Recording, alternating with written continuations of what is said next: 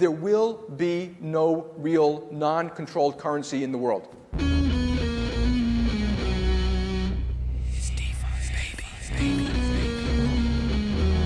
coming for you, banks. Listening to different podcasts, like in a whole different reality, which they think completely different things about Bitcoin. They have got my money in their banking system. I should be able to access it, right? Appler is live. There's a good number of fucking, pretty smart Bcashers.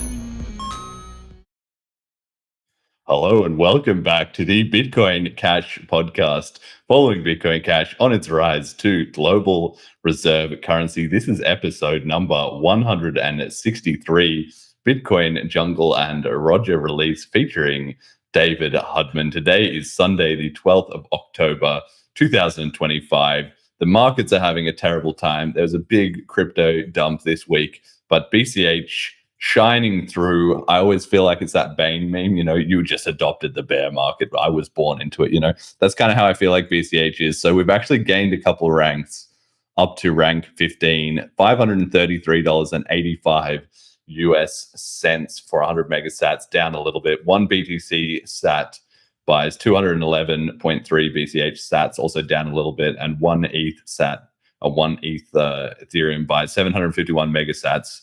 That's actually down slightly, yeah. Selene 30-day users, 572, and the Tokenaut TVL, 9,864. That's also dumped off a little bit because everyone would have been getting liquidated on BCH Bull, but not me. I was making gains, closed out a couple of shorts early, made some gains, so you love to see it. All right, our guest today is David Hudman, who was previously on the show, episode number 66, so nearly 100 episodes gap there. That's quite incredible to think about, which was on the 3rd of December 2022, right after the St. Kitts conference. He is a BCH globetrotter, an advocate, and I guess just general libertarian, free thinking kind of enthusiast. Welcome back to the show, David. How you been doing? What's going on with you?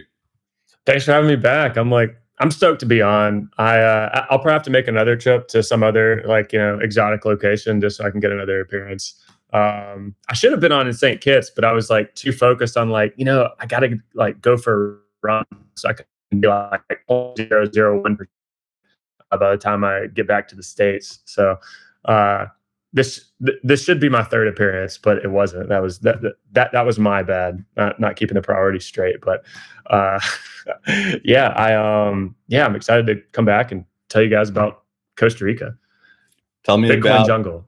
Tell me about BCH though. Have you been keeping up with the community? That was St. Kitts. You're an OG now, mate. There's a lot of people in the scene over the last 2.5, 3 years that they weren't around when the St. Kitts conference was happening, let alone actually, being there in person. How are you feeling in hindsight? It's been a long time.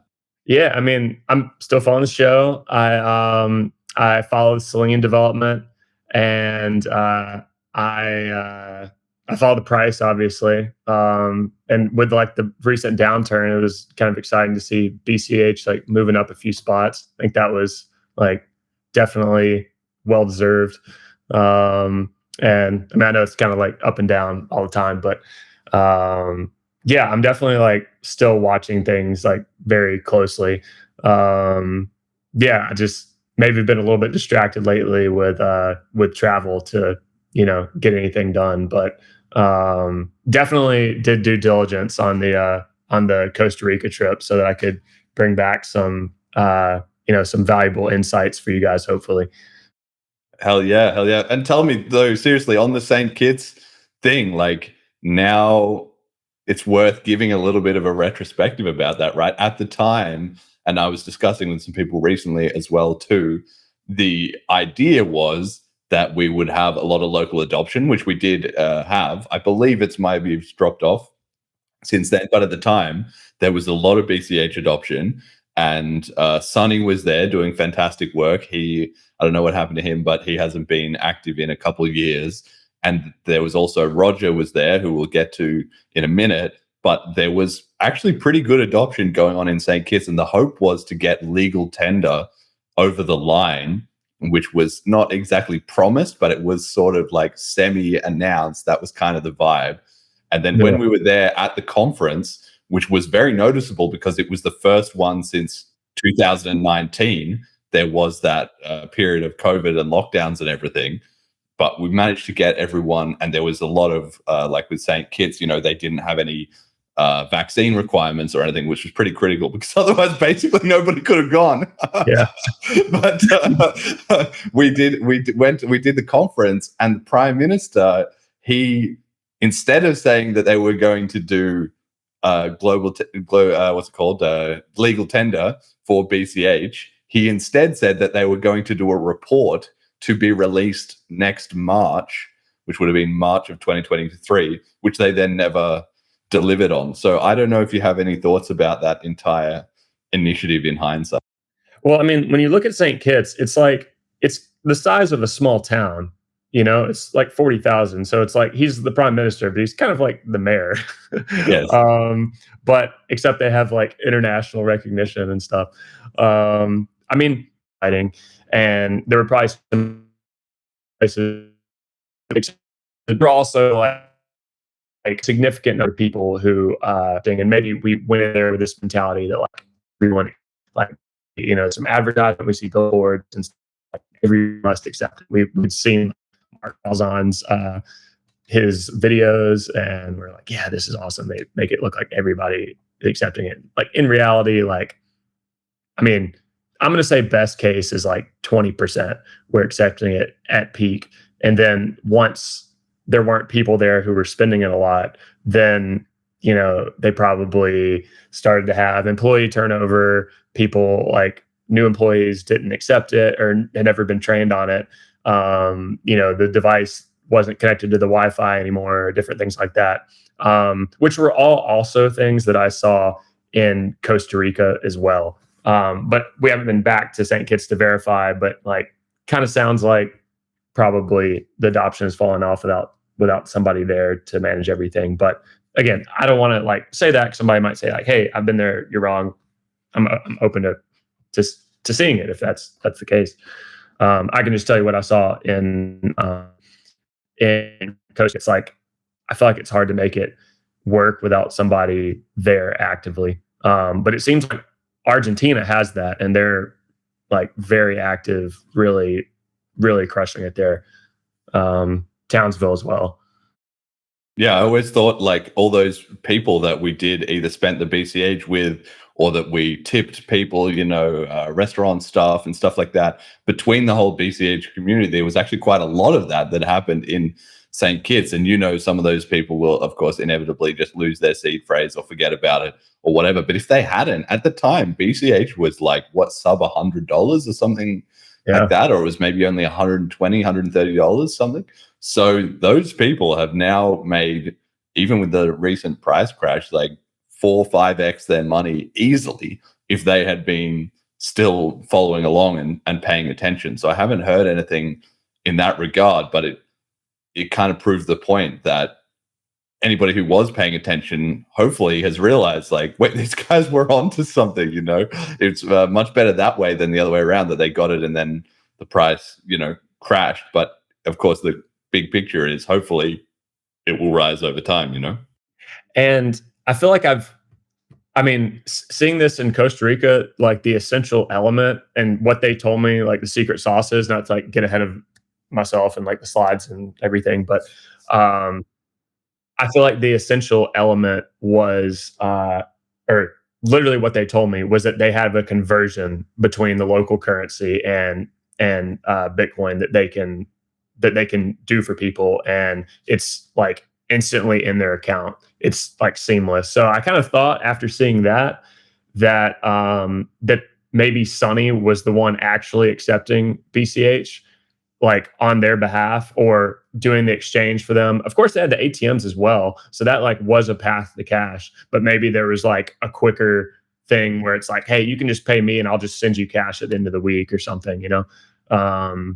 There might have been something going on like that. But anyway, whoever got it, yeah, they're up like at least 5x, if not more. So Yeah, the ATMs was the same thing I was thinking, but even that was a little bit sort of unreliable in the sense that you could use it and it was great. And in fact, you could even, I believe, if you timed it right, you could actually make money on that because the ATM would be offering rates that were favorable if you were paying attention. But on the other hand, it would, like, there was only a couple of them. You had to physically go to them, which is still like a pain, even though St. Kitts is kind of small. Unless you were right nearby, it was still sort of a pain to get there. And then like one of them was inside a shop, which would obviously be closed maybe on like weekends or at certain times. So yeah, it doesn't really have that like 24/7 crypto feel to it, you know? Yeah, that's definitely the case. And I remember using one in the airport. I mean, it worked well, but yeah, getting inside the airport might be like kind of an issue for people on a regular basis.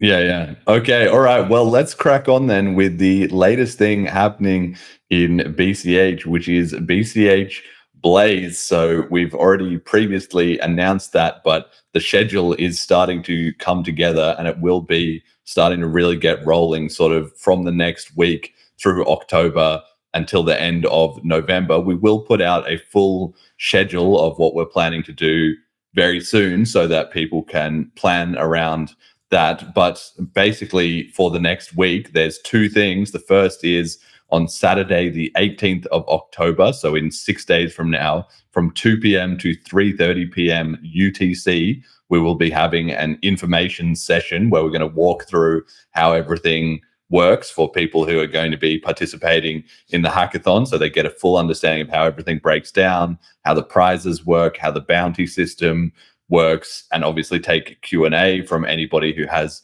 any questions about it. That session will be live streamed on the BCH podcast channel, and then we're going to obviously have a recording of it. So if anybody is not able to tune into it live, that information will all still be available to you. But that's the first point of contact if you are participating in Blaze, which I hope all the listeners are, or if you're thinking about participating, signups will be open until the end of October. So you can take a look at that and sort of see the presentation of how it's all going to work and hopefully get inspired and then sign up from there.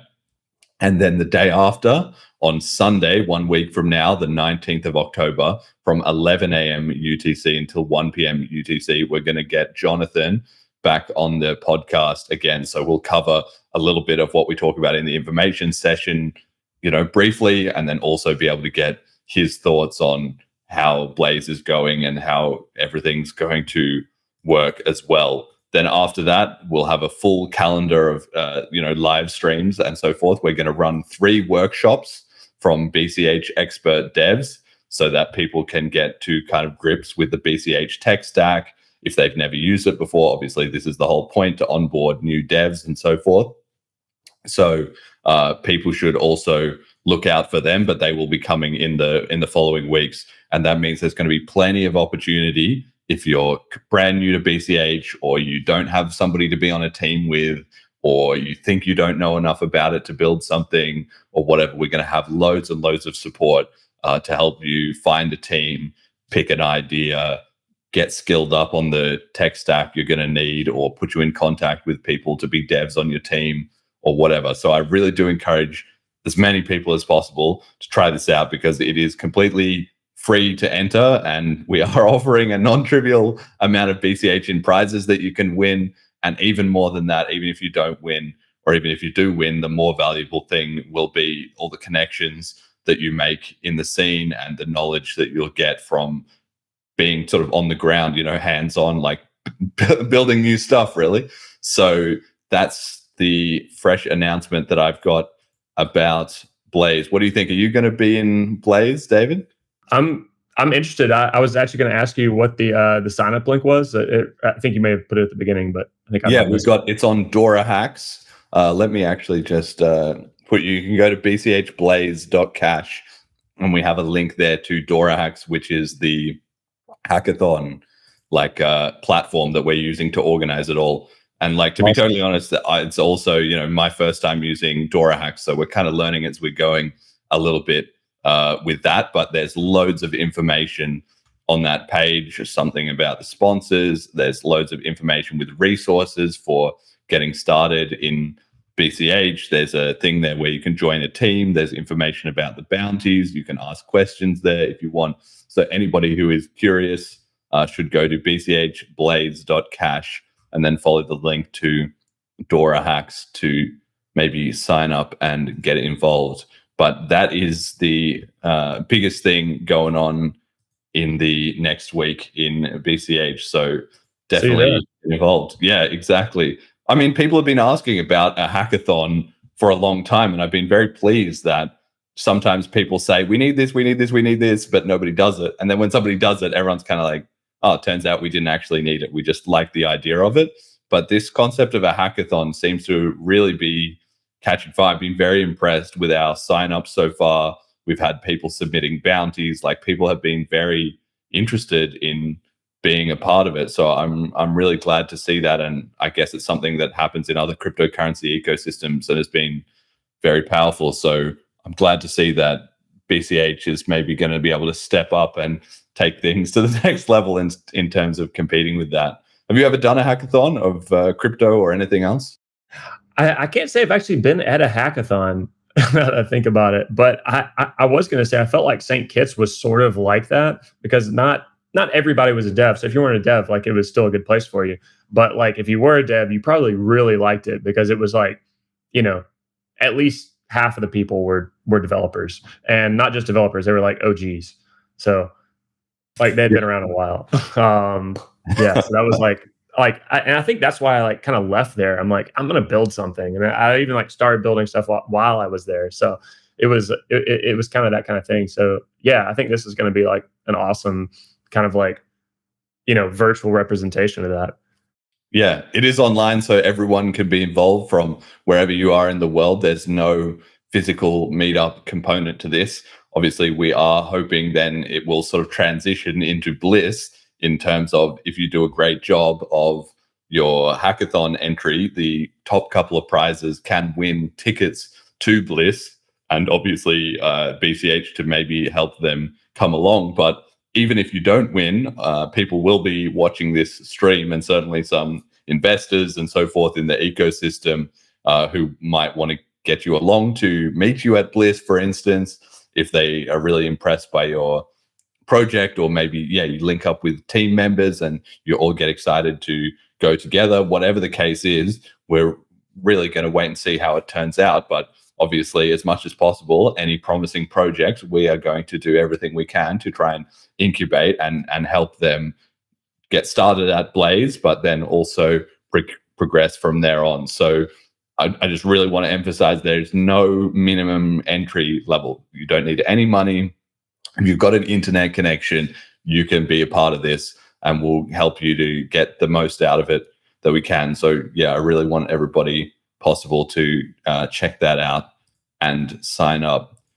Aside from Blaze, obviously the BCH ecosystem has been powering ahead for the last couple of years. I don't know if you have anything that you are particularly excited about, or that you've seen in, I mean, that 3 years since St. Kitts. Like, we saw the whole collapse of Smart BCH in 2023. And then in the following years, you know, the cash tokens ecosystem has started to come to fruition. We've got the Layla upgrade with the lock-in. How are you feeling about all that? Probably the most thing I'm excited. I mean, obviously, like, Selene is awesome, and you guys have built like an incredible platform. I've tried to like dabble in that, and then kind of haven't gotten a lot done that I wanted to be honest.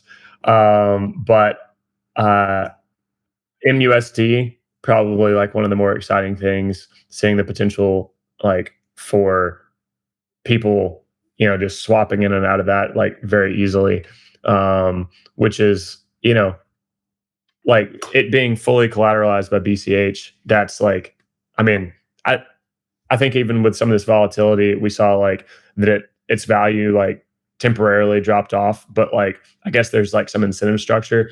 Like, I don't understand everything related to it, but like basically bots were able to like bring the price back up within like 5 or 10 minutes, which was really like crazy to see it corrected that fast. Yeah, it's incredible. Like, I think it was, from memory, it was like it dropped down to about 85 cents from the $1 peg with this huge crypto meltdown. BTC dropped, I don't know, 15 grand or something like that. Of course, wiping out, billions and billions of dollars of capital and everything like that. And when that happens, that's when you get the chance to see the anti-fragility in the system. And with Moria, I've got actually here a little meme. Maybe I had it on one of my other tabs, but it was the Christopher Moltisanti meme from The Sopranos where he's explaining things. He was explaining MUSD, like how, here we go. Let me just send this to Jet so you can put it up on the slides. Here we go. Okay, so it's like this. It says it's Christopher Moltisanti in the Sopranos explaining. It's called an incentivized floating peg T. Keeps that sucker in perfect equilibrium and shit. Price is too high. Loans are redeemed and coins sold. Arbitrage dough straight in your pocket. Too low. Cop that shit on a DEX and redeem a loan. Free fucking money. Keeps the peg tight as a nun's pussy at Moria Money. So yeah, that's right. It seems like it worked. The price is too low. People could jump on the DEX, buy up some MUSD on the cheap, and then redeem loans that they're getting paid at the full value of like 1 MUSD, which then cycles the price back up. So yeah, it works. It's good to see it. Good to see it surviving in practice. Definitely. All right. We gotta move on to. You still there? My bandwidth. All right. It looks like it's okay. Can you guys hear me? All right. Yeah. Still hearing you. Okay. Cool. All right. Let's crack on. All right. Next thing we've got is the fantastic news potentially of Roger Ver, who has, of course, been detained in Spain for how long at this point? Well over a year. I don't think quite 2 years, but maybe a year and a half. News came out this week that he has reportedly settled with the US government for $48 million to end his prosecution under tax laws.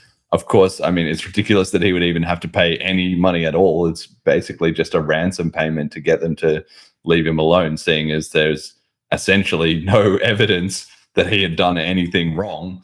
He had already paid all the taxes and had done everything he could to comply with the laws at the time that they were written. But regardless, if it costs, $48 million to get them to leave him alone in perpetuity, it seems like it would be worth it. I'm, just 5% skeptical in that he himself hasn't said anything about this yet. And I'm sort of wary of this has been widely reported by a lot of media outlets, but I would not put it past them for one fake story to have then, been spread around everywhere. So this seems credible, but until he, breaks his own silence and announces that he's out of Spain or whatever, I still feel like I'm going to be a little skeptical. But hopefully, of course, it is real and it will end his persecution permanently. Crypto is, of course, constantly going mainstream. So the utility of attacking people over their cryptocurrency investments and so forth is less and less politically tenable as time goes on. What do you make of this, David? I mean, yeah, I kind of took it at face value. I mean, you could definitely be right. I hope it, works out that he's able to just, pay the ransom and, be done with it. I was kind of hoping for, maybe a second appearance, on, Tucker Carlson or, maybe something with like Ross Ulbricht, to get kind of back into it. But, yeah, I don't know. You could definitely be right. Assuming he does make it out, like I'm sure he will not be. I understand why he would play it cautiously. He's probably not going to be the first thing to do is like go on Twitter and say, "I'm free, I'm out, yeah, guys." Like he's going to just be happy to have it over and done with, and obviously he's going to need to get his life, back in order. Who knows how many things have been, on ice or disrupted by the situation that he has been in. I'm very happy for him if he is able to get out of there. I know he had thought a few months ago that it was already clear that basically the government couldn't win their case against him, and that they were essentially just trying to drag it out as long as possible. Kind of the process was the punishment in a way, you know, and of course they're always trying to make an example of him and many others to try and discourage people from being involved in cryptocurrency and, you know, standing up against state overreach. So he's done us all, you know, a favor in the sense that if he is able to successfully wrap that up, it will make it more difficult the next time for somebody to be targeted in the same way. But I don't have strong confidence that it won't happen anyway. You know, like a lot of the reporting around this was that, oh, well, Trump's administration is, you know, easing up on crypto, blah, blah, blah. But I don't really buy that so much, because I feel like there can always just be a change in the administration, a change in even within the Trump administration, the winds are blowing in another direction or whatever. And before you know it, it's right back to harassing prominent figures in cryptocurrency. What do you think? I mean, just based on what I've seen, like, you know, to see a company like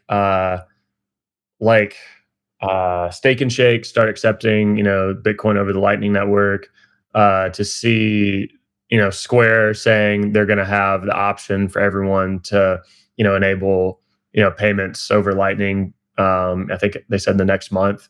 To me, that says like whatever the current state of the administration is like, you know, pretty much for like more freedom within the crypto space. So people are, I guess, you know, building a lot more than maybe they would have, opening up more things. But at the same time, like, that doesn't mean that they can't just like turn the controls back on really quick as soon as another administration comes on. So it's like, oh yeah, you can just like spend Lightning, no KYC and like all this stuff.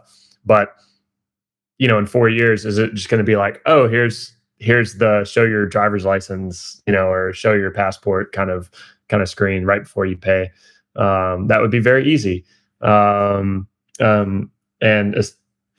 would say, especially what we kind of know about the layout of the Lightning Network, kind of tending towards this like hub and spoke kind of like centralization.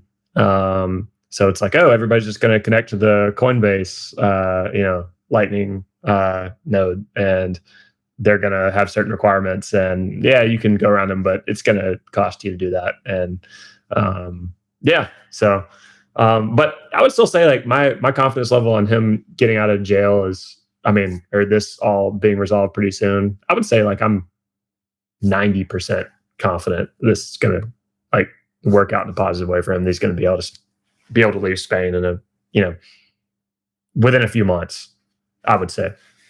What's your confidence?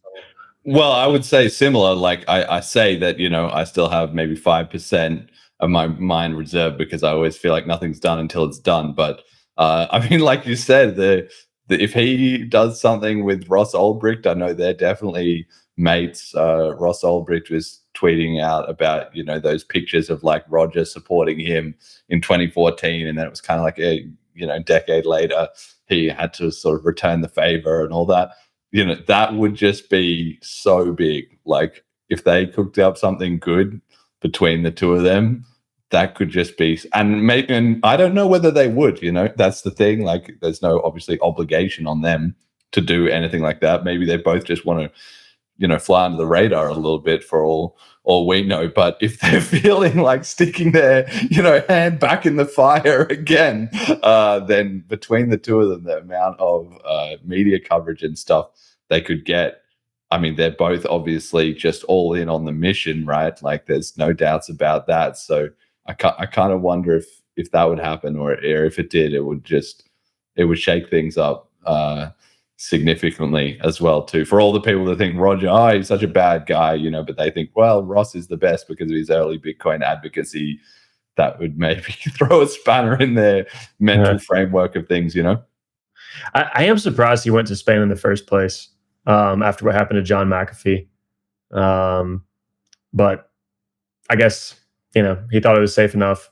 You know, maybe things thought had changed, but seems like that's like a very high risk country to be going to. They're kind of known, well, at least now with Roger, with at least two of these cases that we know of.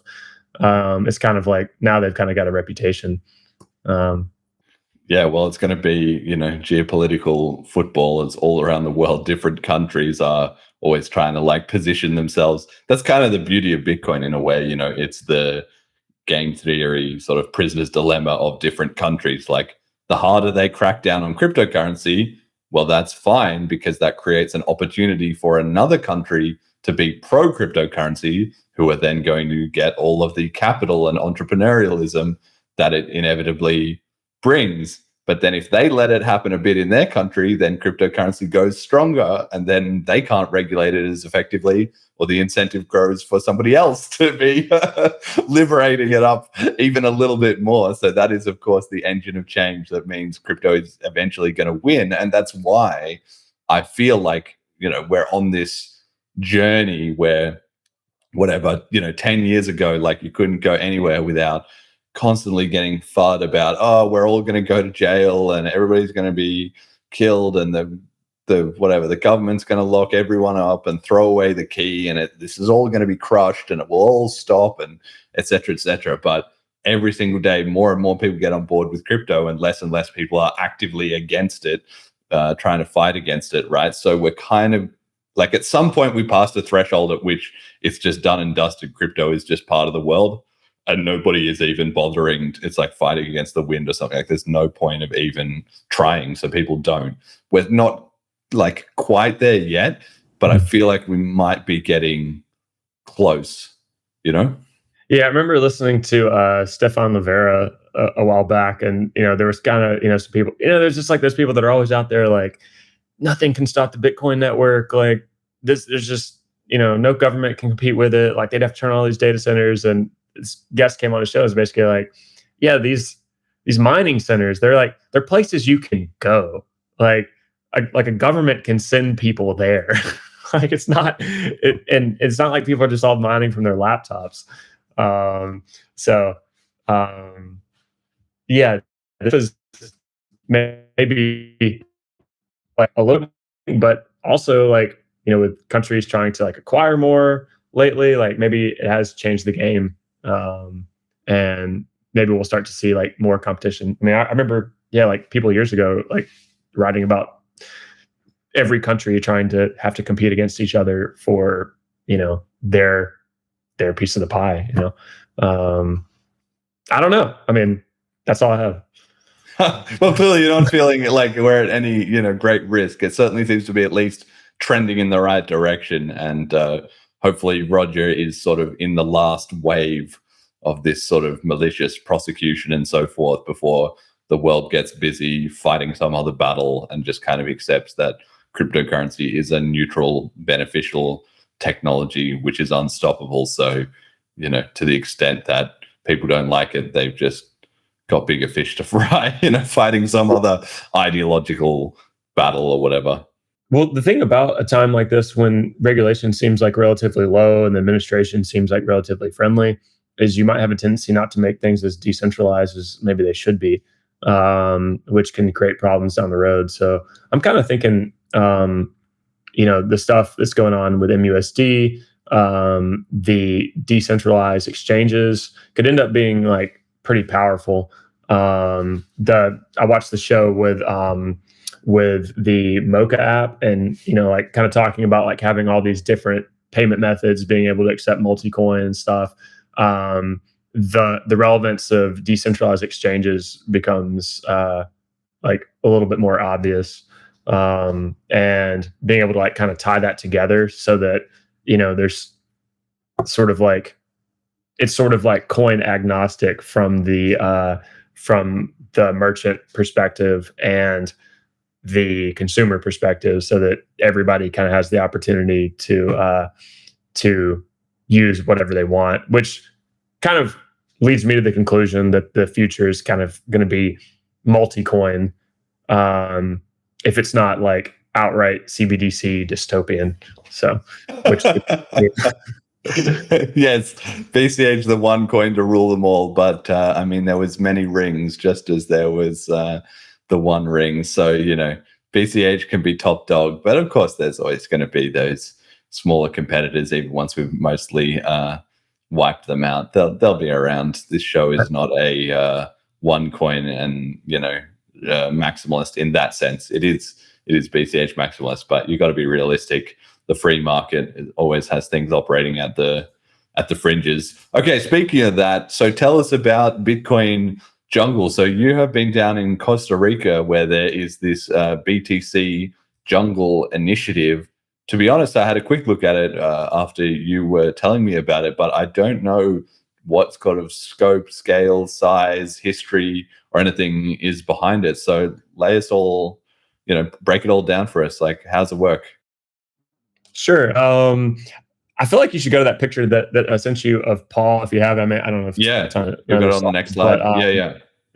That kind of like sets the tone for it, because it's sort of central, or I hate to say centralized, but it's like farmers market that happened twice a week. All people about if I'm saying it right. There's like a national leaders, and anyway, so it's like sort of a tourist attraction. There's waterfalls around and stuff like that. And this farmers market happens twice a week. I'm not sure who organizes the farmers market, but basically someone who was like, a person in the community, or maybe a person like kind of associated with the farmers market, I guess wanted to encourage people to accept Bitcoin. So they basically told them, it's like, hey, if you accept Bitcoin, we'll let you, off ramp to dollars. We'll walk around with a bunch of cash at the end of the week, and we'll let you guys, convert if you want to. And we'll help advertise for you, because we have like this app, we have these developers. We're going to like try to advertise so outsiders will come here and like want to buy from you.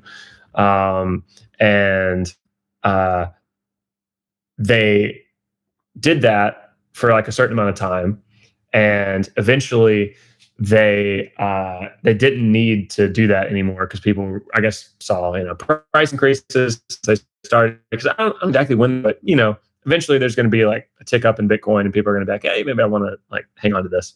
So that worked pretty well for them.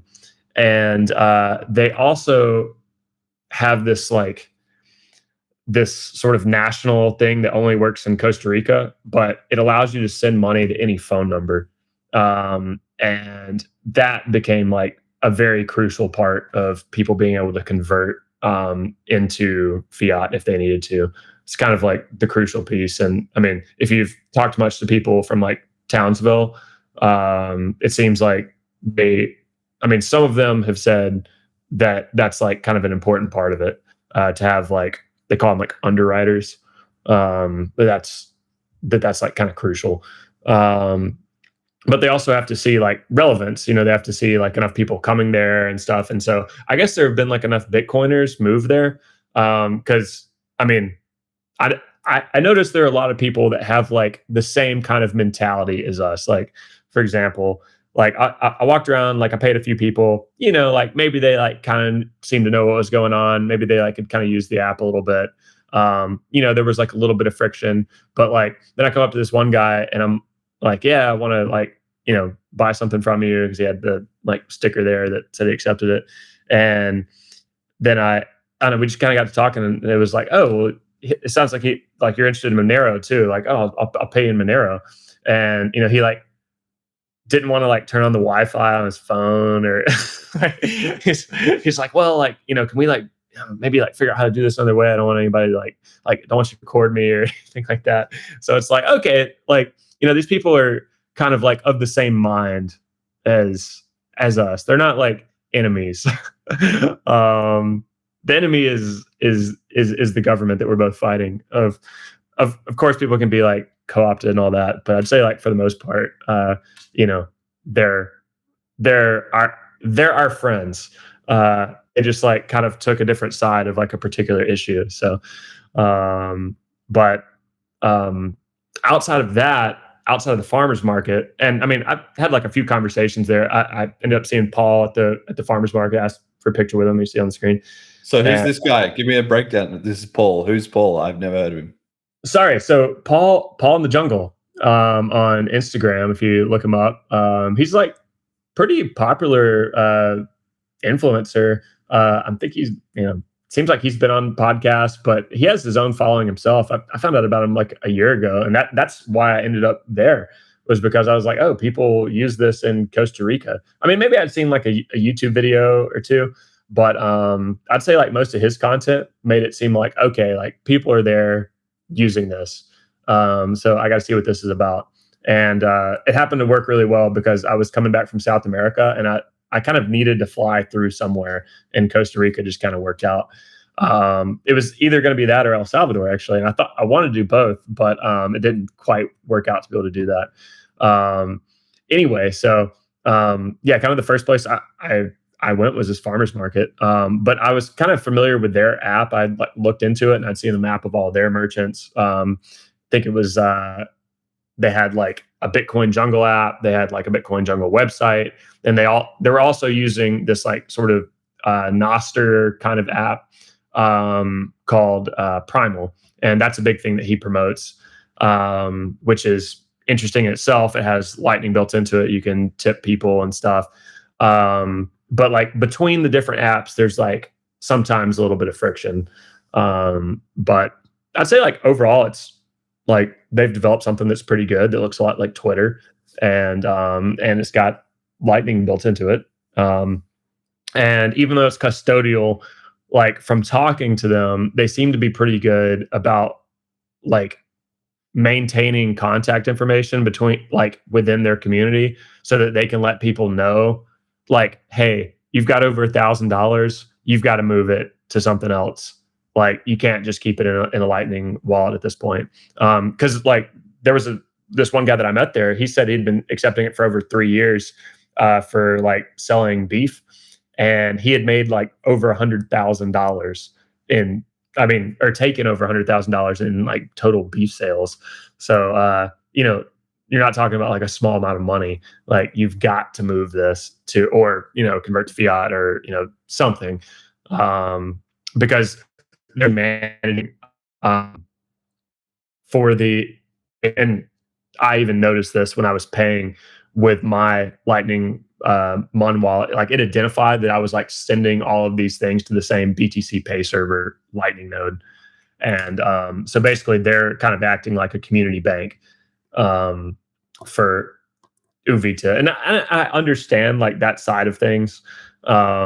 It's like it's not like the ideal solution from my perspective. But I've heard the argument. It's not like, I don't know, the craziest thing to me.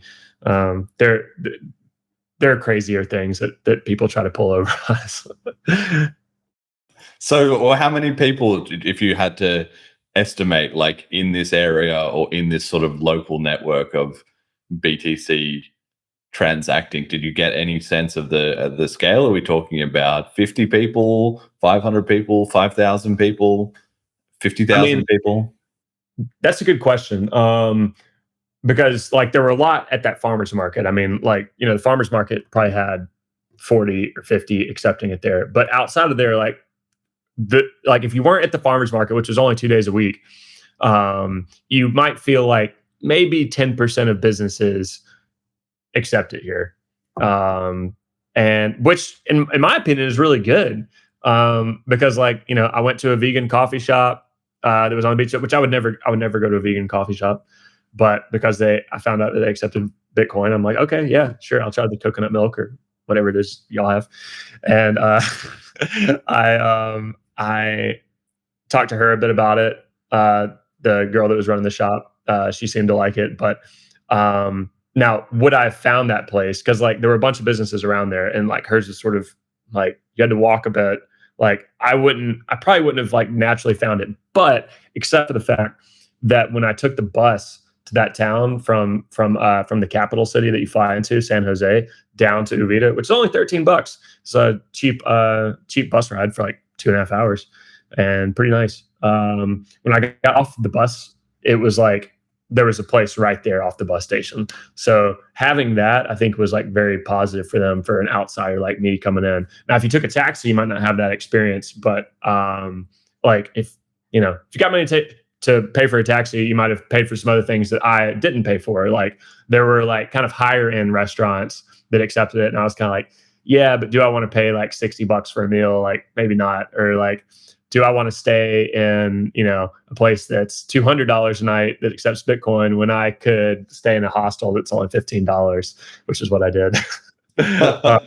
Yes. Which is actually really cool. It did feel like, really jungly. And if you're into that kind of thing, it is a cool place to visit. So yeah, I might have gotten a little bit off track there. There's like sort of a lot, when I try to like articulate just like the vibe of everything. So did you notice then, like, for instance, this merchant who was accepting it, or some of the ones at the farmers market or something, did you get a sense that they have an economy amongst themselves, that they're trading BTC amongst themselves, or is it more sort of like to attract tourists or to attract people coming into the community? I think it's different for each individual person. Like some people are going to be like us that are going to be like, yeah, I've got this thing here. And it's almost like maybe even like their business is not the main thing. It's like just having a way to like be in the Bitcoin space is like really why they're like selling whatever it is they're selling. Like, cause they have no interest in selling like vegetables, whatever. But some people are kind of like, okay, like everybody at the farmers market's doing this. Like I'll like dabble in it or whatever. And maybe they say like, oh yeah, I've like watched it go up or down. But then there's like the guy that was selling beef that like he seemed to really understand, although he didn't seem like he had like a Bitcoin background. So there's like there's different kinds of people on all sides, but I would kind of say like the typical person, maybe like 60 to 80% are probably going to be like pretty normie, but they're liking that maybe they can attract a few more customers and then just easily take advantage of the fiat off ramp if they want to. But at the same time, like some of them might even be holding it and speculating because they did tell me that like people don't seem to be using that fiat off ramp as much as they were in the beginning. So yeah, well, that's how it starts, and super impressive if they have a local economy that's functioning. Yeah, I'm sure things are always going to be a little bit scrappy when you're first starting them up. I mean, the BCH community is more than familiar with that, but you can't knock them for the progress that sounds like they've made. Yeah, and I mean, they have some good infrastructure. I mean, they have an office there that's like the Bitcoin Jungle office, and you can like set up an appointment. It has like a number you contact over WhatsApp, and they've like integrated AI to be able to like set up your appointment and talk to you, like chat back and forth and all this stuff. And when I went in, like, they've got developers there that are like, well, at least one of the guys was, I guess, American at some point, if he's not still American, but they've got like good devs there that are running things. I mean, you might have seen a few of those people on Twitter. I think one of the I think there's actually another Paul who I think has like a stronger like tech background. He might be a developer. I'm not 100% sure on that. But if I remember right, he was like from Canada or like France or something. Anyway, and then there was another developer who, kind of explained to me the setup with the Lightning Network and like, the concept of like community banking and stuff, which I was familiar with. But again, a lot of these people are very sympathetic to our cause. I'm telling them like, yeah, I'm like a Bitcoin Cash guy. I'm going to be on the Bitcoin Cash podcast to like talk about this. So like, I don't want to like say anything that I shouldn't say, or, be here like under false pretenses or, anything like that. But just like, we're interested in how you're doing this. And, it's like, yeah, I mean, because usually in person, people are going to be pretty nice to you. They're going to be like, yeah, that's like not that unreasonable. On Twitter, they'll be, worse, but a lot of times, at least I'll be worse on Twitter. So yeah, that's kind of like kind of the gist of it. But they told me that they think that they have more adoption concentration than anywhere else in the world. That was a key thing. And that includes El Salvador. Now I'm not sure if that includes Bitcoin Beach.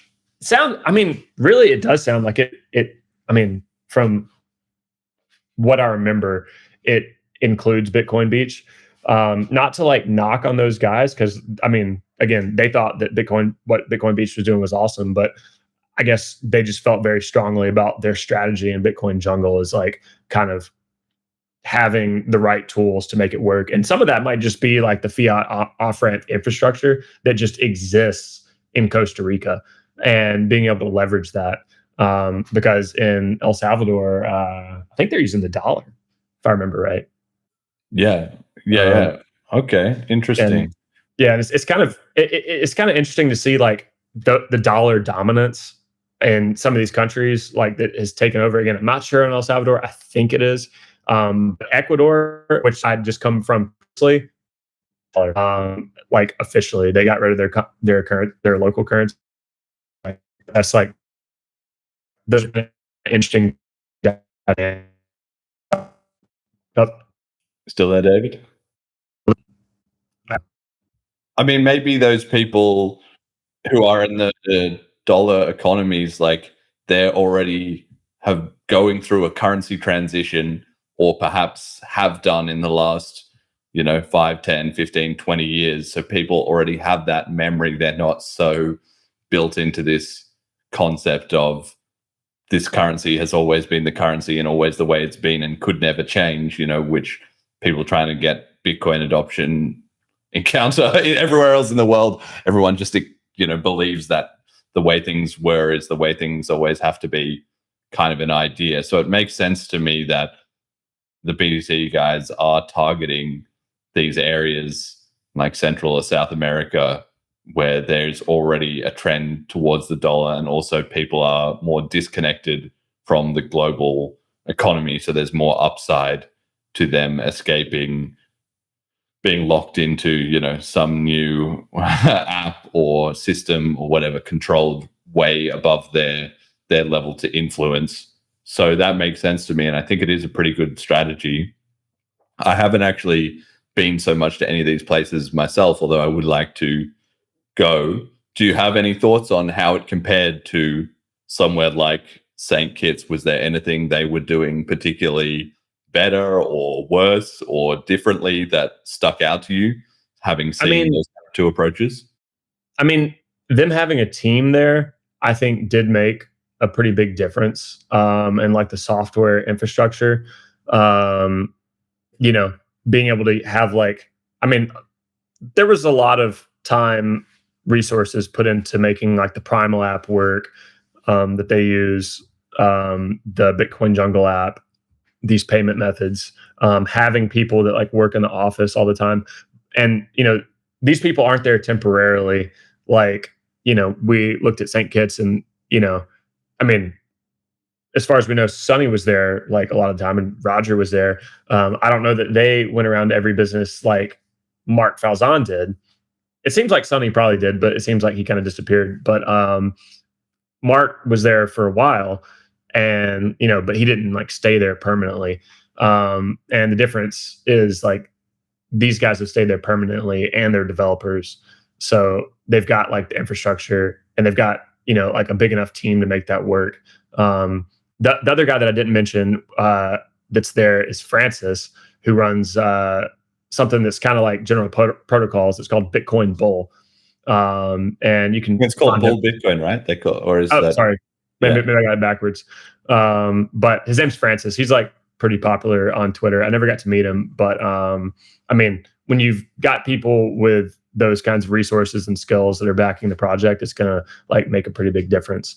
It would kind of be like if me, you, and Callisti and Bitcoin Jason were all in Townsville. Like, it would definitely make a big difference.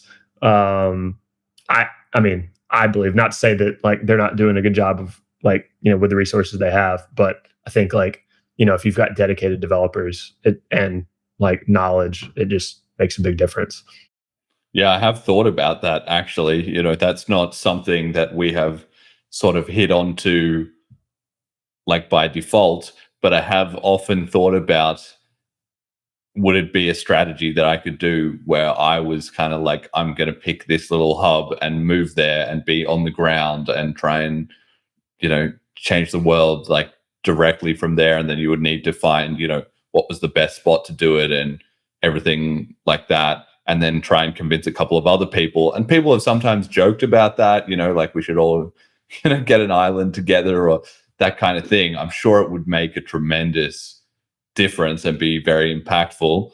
There's two really big trade-offs. One is that everybody's busy. Everybody already has their own life. They already has the places they prefer to live. They already have their family, or that, getting somebody to physically relocate is just an enormous step to take.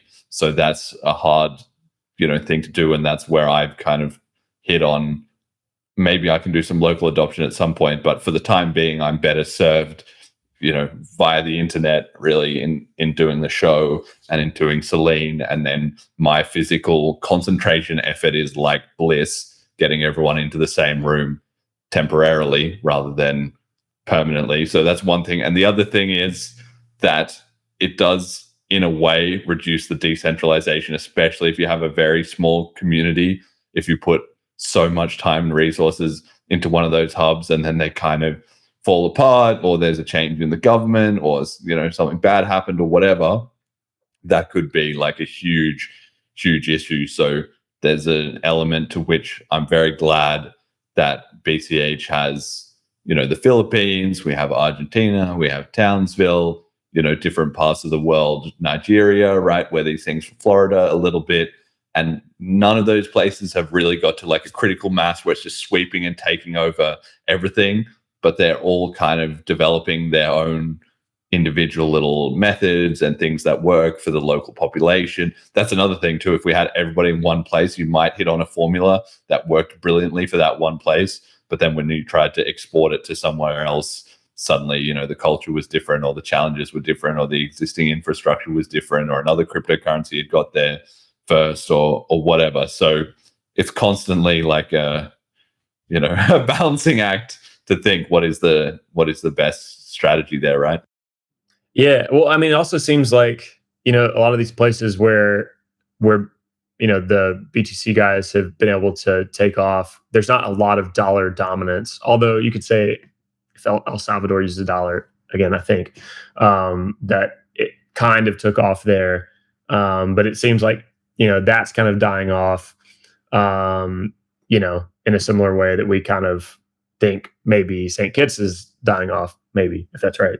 But where there's less dollar dominance, like Costa Rica, even though they're kind of a close ally of the United States and there are a lot of Americans there, people are it seemed like people were fleeing there. So they weren't like all like choosing exactly to relocate. They were like looking for somewhere else to live. And then they're all like, well, why don't we live here? Kind of like the New Hampshire thing, where is like maybe the one example where it might have kind of worked in the US, where you have a lot of people that went to, these towns in New Hampshire, and then you've got like a concentration of places accepting, Bitcoin or Bitcoin Cash or Monero or whatever, Dash. It seems like those are kind of the more popular ones, but like generally like cryptocurrency is like a relevant thing there. But outside of those places where these people like didn't flee to, it's like places where there's not dollar dominance. You just mentioned like the Philippines. I guess Townsville is sort of an ally, but they do have their own currency. And Argentina, where their economy was just wrecked for so many years. And now we're talking about Nigeria. I don't know what their local currency is, if they have one. But those all like kind of sound like they have that in common. Yeah. Well, I mean, it's very interesting to hear about these different hubs going on, because of course, like the same with the Free State project and the crypto adoption that goes there. It's funny, you see people arguing on Twitter about this or that, but at the end of the day, we're all against this big uphill mountain to actually, in a physical place, get a concentration of people who are regularly transacting every day in cryptocurrency. Like that's a huge mountain, no matter what cryptocurrency you're doing. And ultimately, the proof is in the pudding. In a sense, I was just on one of Joel's shows talking about, Twitter Spaces, where he was talking about our conference is a scam. crypto conferences, and some of them can sort of be these scammy gambling kind of places. And my point was like at Bliss, you know, the vendors are using BCH, everybody onboards to BCH to get their ticket, everybody transacts with each other directly in BCH, we get the hotel on board, you know, accepting BCH and so forth. And even that has been, you know, had its problems and its like issues in a way, but we've at least managed to get that much going. Like you can go to crypto conferences where people are barely even transacting in crypto among supposedly excited crypto adopters. Yeah. Right. And I mean, I know like these Bitcoin groups too. It's like, you know, there's some people that are like, I am only a Bitcoin maximalist. I can't believe anybody else mentioned anything else. But like a lot of the people running the stuff that I've talked to, like they use other things. I'm not even knocking that. Like, I'm just saying like, it seems sort of, they're not acknowledging the reality that a lot of people are like trying different things and just seeing what works for them. And, you know, hopefully a lot of them realize that, you know, the thing that I did as a developer, it's like I came into Bitcoin Cash because I could build something that I couldn't build on BTC Bitcoin. So like, that's why I'm here. Like I recognize that, but I did come through Bitcoin. You know, I had to like kind of go down that rabbit hole and then be like, why are there these like constraints that are all messed up, and then sort of reach my own conclusions about that. Not that you guys on Twitter didn't kind of guide me there too. You know, like that was a very important part of me kind of coming over. At the end of the day, it has to actually work. You know, that's the point, and that's kind of the problem. Like where people can grandstand about like, oh yeah, you know, I'm all in on this coin, it's going to be the solution for everything. And then like when it's like face to face, I always think it's so funny when we were in St. Kitts and, you know, there was that BTC guy there with his girlfriend, and he like found out we were just talking or something, and he was like, well, you know, what are you doing here? And I was like, oh, we're here, we're doing this BCH conference. And he was like, BCH is a shit coin, like it doesn't work for anything. And I was like, do you want to go? We can go over the bar, like right there, like literally within eyesight, you know, let's go over there right now. We'll buy something with BCH. Like I'll show you how it works. And he like, his mind like just melted. Like he could not comprehend that. He was like, no, BCH is a shit coin. Like it's not adopted anywhere. And I was like, I'm here with you right now. I have my wallet. Look, here it is. Let's go buy something in BCH. And he was like, no. Like lightning is the answer or whatever. It's just like, you know, it really hits up. Like it's very easy when the person is not standing in front of you, you know, like, let's go, let's see it happen. And also the reverse, right? Obviously that's a situation where I know what I'm doing. And I, you know, this situation is a bit engineered because he happened to unwittingly be in a situation that was perfect to that. But it works the other way as well too, which is where if you're there and the other person like doesn't really know what's going on, and you try to tell them like Bitcoin is the future, and then you try and onboard them to Lightning Network and they get an error or a bug and it doesn't work, then it's like super embarrassing. You know, it's all the Twitter grandstanding in the world just doesn't make up for those moments. So whichever community can actually consistently just produce a working experience that everyday people who are not ideological are just like, this works, will obviously win out, right? And I think that's going to be BCH, but we'll see. BCH has a pretty good record when it comes down to the amount of shit we talk versus,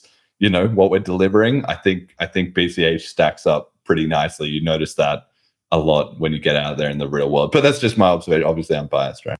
Yeah. Although, I mean, the thing we kind of, I mean, I hate to like, you know, kind of look backwards, but like the thing that Roger mentioned a few times, and I think in an interview with you guys, was that like Bitcoin was like ahead of the credit card companies, and they were like not catching up from a user experience perspective, and it's like was just rapidly catching on, but not increasing the block size like allowed the credit card companies, and then introducing these things like SegWit and introducing you know, replaced by fee, and you know, these different things that kind of slowed down their progress like dramatically, so that the credit card companies caught up, and now people are like, oh, you know, I can already tap to pay, you know, I already use my credit card like that, like why would I switch to this thing doesn't seem like it's easier. And because it's not like, I mean, it's sort of the thing that Elon Musk says, it's like it doesn't just have to be like a little bit better, it has to be a lot better, and it was a lot better. But again, this is why it's catching on in places like Argentina, and I think we've seen some things in Venezuela too, like that are just known for having terrible currencies. It's like it's not a little bit better there; it's a lot better, and that's where having something like MUSD becomes like super powerful, and especially if you can allow people to, gain exposure to other sorts of assets like the S&P 500 that they might not have access to. BCH Bull and already doing that kind of is revolutionary. How are we looking? Yeah, exactly. So I mean, that's basically spot on. It does have to be a lot better. It has to be 10x better, and hopefully. No, we're still there. I'm hearing you. Yeah, it does have to be a lot better. It can't just be 5x better. Even it needs to be 10x better, and ideally 100x better. And that's where the sort of store of value thing has merit, in the sense that BTC, with its enormous price gains, was just a lot better than having your money in stocks or gold or bonds or US dollars or whatever. And that's why so many people have responded to it so strongly, even if they couldn't really see the bigger picture, that you still need to be able to tie this together with a medium of exchange. And that's where I feel like you say, giving more access to other kinds of assets. People are still impressed with Selene Wallet, when I onboard them, because I just say, hey, download this. I have my phone ready to scan. I send them, I could even send it to InstaSend, but I don't. I show them, here, look, I'm about to send you $1 of BCH, and it pops up on their phone, and they are like, oh, wow, because there was no sign up, there was no registration, it happens instantly. All those things do still get a bit of a reaction, because if they're expecting it to be like a bank app, they don't need a password, they don't need a login or whatever. But the 10x advantage is going to come from, and look at this other assets tab where you can just instantly get into any other asset you want at the same time, and look at all these privacy features. And like, that's the stuff that we have to do to get ahead, because the banks are going to, they've managed to catch up on a lot of the superficial UX stuff, but the deeper layer stuff, they're going to have a hell of a time catching up to us on. And that's kind of where we've got to find that edge, I think. Yeah. I mean, the only really big opportunity that I see in the US is something that's kind of got regulation around it that people are kind of dabbling in, but sort of afraid of. Seems like sports betting. I see a lot of people prediction trying markets. Trying to skirt regulations. I'm not super familiar. I don't think I've really ever placed any sports bets. You're missing out. Yeah, right.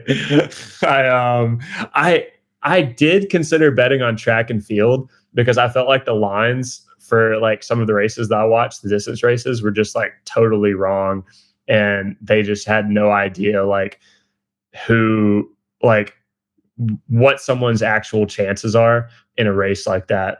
Basically the favorite just can't win. There's if people are trying to take that person out of the running, and box them in and not let them, get enough space that they need to win, they can pretty much make sure that it's impossible for that person. And it seems like the people who make the betting lines don't really understand that, but that's a whole nother issue. Having sports betting at all, in cryptocurrency, and it seems like Polymarket and some of these other websites that allow this, all these different kinds of bets, and the presidential election, and will the Dow be over 45,000 or something? When I see things like that, I'm like, okay, that's really interesting, because that's starting to give people some exposure to some of these financial markets in what I think is a decentralized way, but maybe it's not as decentralized as I think it is. Maybe they're required to take things down from time to time. I'm not really sure. But as far as I can tell, BCH Bull is totally anarchist, in the purest sense, which is on that, let's just skip ahead a little bit then to, we've got a slide here, Q4 releases, which is that the BCH does seem like it's going to ramp up massively. BCH Guru have pre-announced their events prediction markets and sort of semi-promised that it's going to be coming out in October. I have on the slide here, they said the very first big reveal, and there are many reveals, is to say BCH Guru events will not run like Polymarket, where users buy and sell yes/no shares in tokens. It works akin to a direct peer-to-peer betting exchange and marketplace.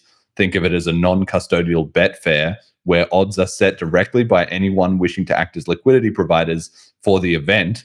Market makers and event predictors, takers, take the odds available to them, end quote. So that is kind of exactly what you're talking about. That would be more like a BCH Bull style thing. And I'm so excited because obviously they have been around for a long time as well too, BCH Gurus, but a lot of it has been just building behind the scenes, because even though their releases have been very slick and very well done, they've also been kind of few and far between, you know, and they're now gearing up for apparently some of these big releases. So that is exactly the kind of thing that if BCH can get in the game with prediction markets and more of that non-custodial smart contract based betting that's all collateralized and all that, you know, scam proof essentially, or at least minimized, then, you know, we can get that into Selene and we can start making that available to people. Like, that is where the edge is gonna come from. It's not just them. Mathieu has also said Parity USD is coming this quarter in Q4.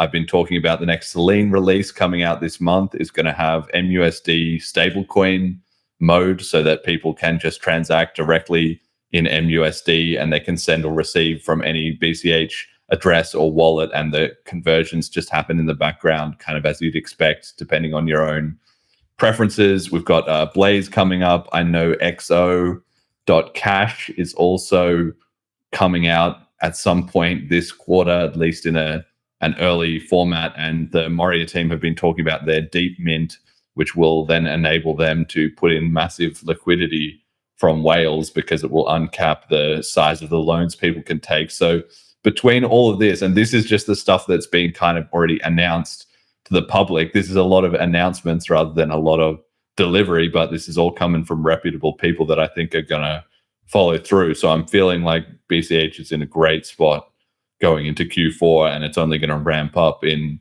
2026. What do you think? I mean, I didn't read that slide beforehand. I think I just kind of looked over it, and I definitely didn't read that message you had in there. That really does sound game changing. I really had no idea. I'm glad I gave us a good intro into that. I have been following the Selene stuff. I didn't even realize that had been announced with the MUSD. I'd just been kind of following it through the repository. But yeah, that sounds also like really game changing. I mean, I don't know exactly what's coming with XO.cash, but I mean, that's from General Protocols, right? So like, they always deliver. Yes.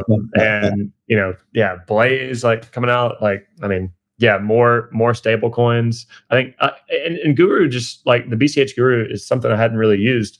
So because I was like, you know, I don't really want to like speculate on like which way the price is moving. I feel like that's a good way to get burned, and so I kind of avoided it. But if it becomes more like, you know, price prediction and like, you know, a peer-to-peer version, like, I mean, maybe a peer-to-peer version of Polymarket, is that like the wrong way to think of? Do they not want me to think of it that way? Because they're saying not Polymarket. No, it will. I think it will be like Polymarket in the way that you can bet on events. So it will be similar in that sense, but it will not be like it at a technical level. In terms of Polymarket, you know, there's a yes and a no token. So you're buying up that token, and then if, you know, yes is going true, the price of that token goes from 50 cents to $1. And if no is, you know, wrong, then it is correct, then it goes from 50 cents to 0. Or the no token goes to $1 and the yes token goes to 0, right? So that's kind of one way that I guess they could do it. Like, they could build a sort of cash tokens type solution around that. And they've said that they're going to elaborate on this as time goes on. Their idea is to do it more like the AnyHedge contracts, where somebody puts in the long position, somebody puts in the short position, and then the contract just pays out more to one side or the other. So you know for 100% that the money is already there.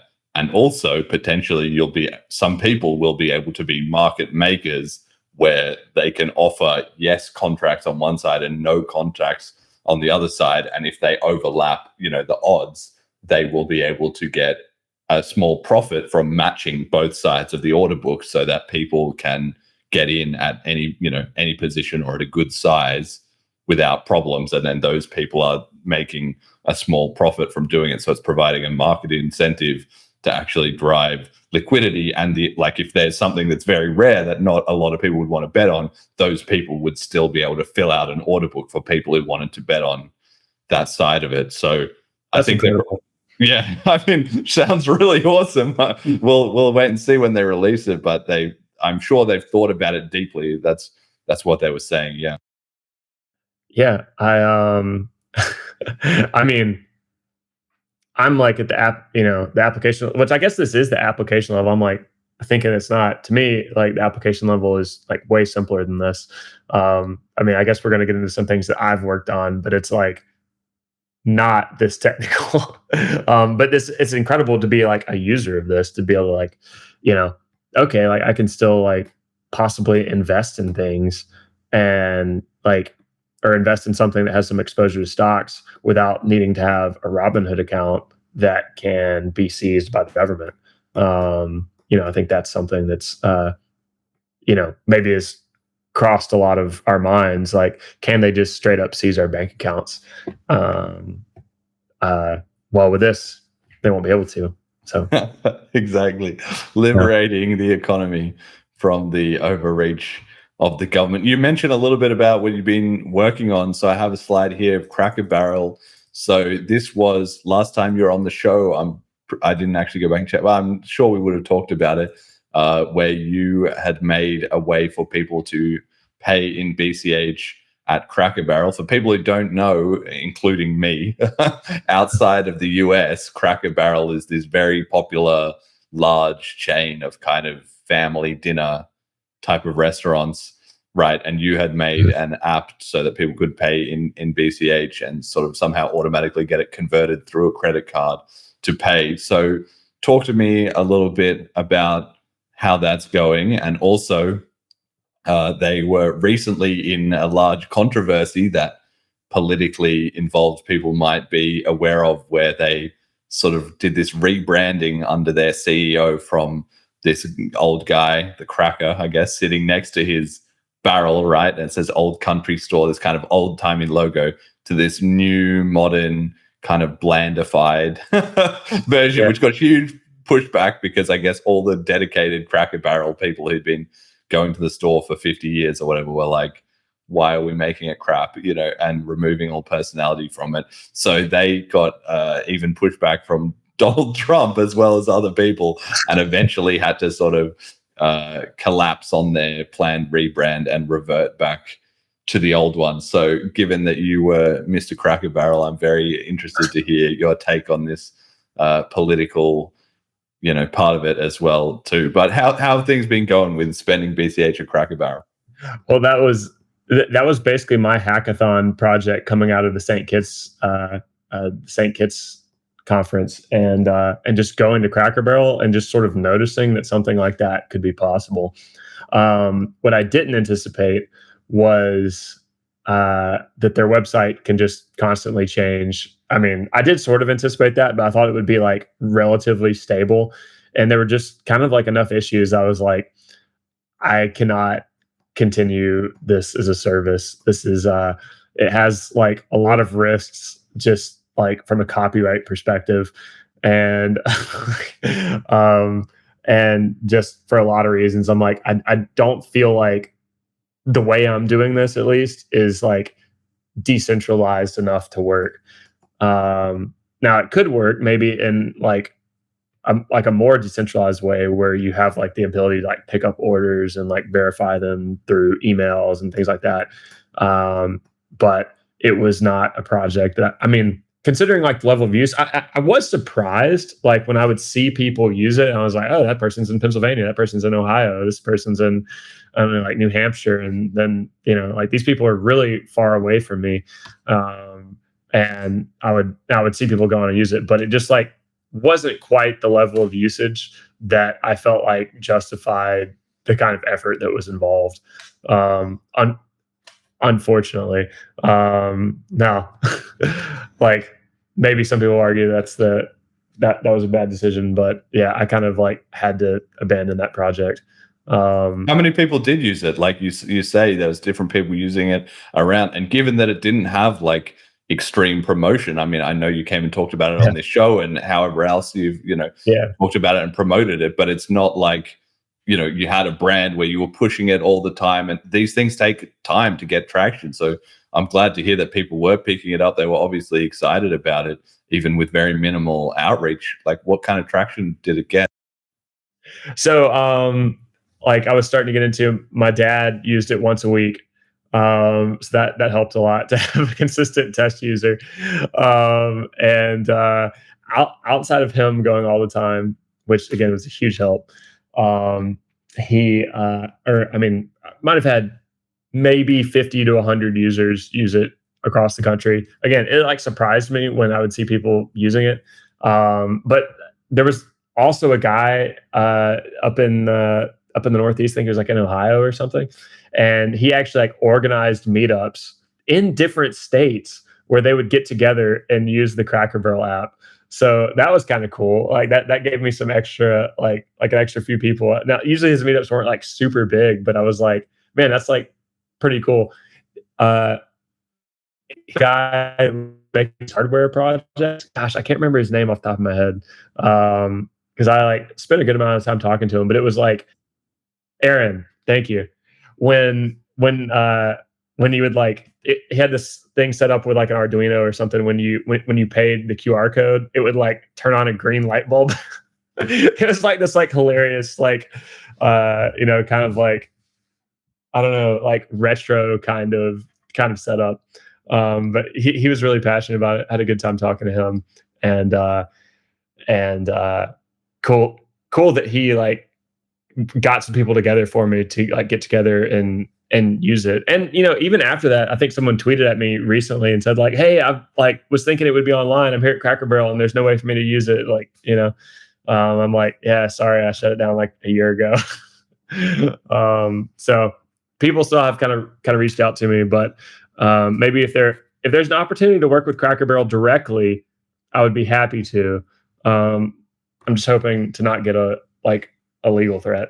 Well, this sounds like your Blaze project this year then is you can get involved, you can resurrect it. Like 50 to 100 users, that's not nothing. Getting one user is hard enough. Like even if it is your dad just trying it to like support you, that's still, your parents still lose interest after a little while. But if you got 50 or 100 users, including people that you don't know, who you haven't contacted and stuff, that shows that there was a genuine desire for the product. And yeah, maybe it just wasn't a priority. Of course, like anything, it takes an enormous amount of work, not only to create, but to maintain and grow it. But that sounds to me like the kind of thing you could definitely resurrect if you were prepared to take it seriously. Of course, like not necessarily much point going through the whole cycle of building up something, but maybe this time, yeah, you would just have slightly different strategy, maybe talk to CrackerBarrel directly, pitch them on the idea, say that it was really popular. Maybe they would be actually willing to support it as kind of like a niche experiment at one of their branches, maybe even near you or something like that. I mean, with cryptocurrency growing in popularity all the time, increasingly, even large businesses are going to be open to at least thinking like, let's dabble in the water with this. And if you're already got the proof that it would kind of work and you have a special affinity for that brand, you can tell them about what's the name, Steak Shack or Shake and Steak, whatever. Yeah, right. Doing it, you could. It seems like a lot of the things are lining up if you wanted to take another run at it.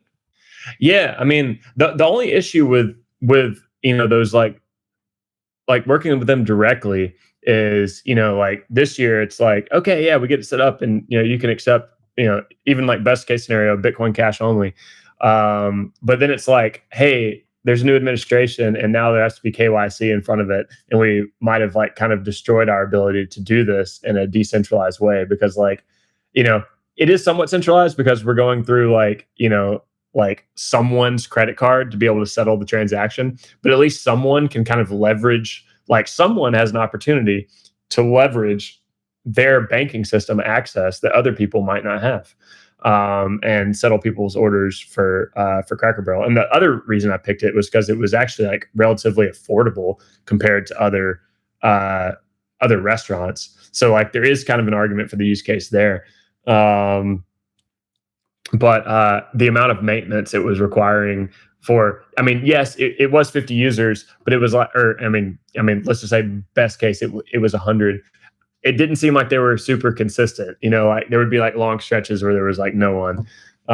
And so I was like, okay, maybe like for the amount of maintenance that I'm having to do, like if it has to break twice, if it breaks twice and I have to fix it like in between, like every user, yeah, like anyone using it, you know, it's like then maybe it's not the right like level of effort.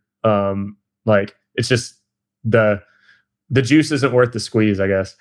But there would be ways around that, you know, saying that like part of the maintenance burden was undoubtedly because they didn't know that you were doing it. So if they were just changing the endpoints on their website every day or something like that, then that's just screwing you over and they're not knowing about it. So if it was somewhat, you know, sanctioned or you were in contact with them, that would lower the maintenance burden there too. And then there is always an element of course, when you're starting up a new project, the amount of effort massively outweighs the sort of utility to end users. But the idea is, of course, as the user base grows, it's kind of like fixed versus variable cost. You know, your maintenance burden is either mostly a fixed cost or maybe it only slightly grows with the number of users, but the utility across, you know, regular users, hundreds, thousands, tens of thousands of users, it scales nicely, right? So, you know, I can see it working as well. Even if you were worried about those things, the KYC and whatever, like you said, maybe you could somehow structure it as a marketplace so you could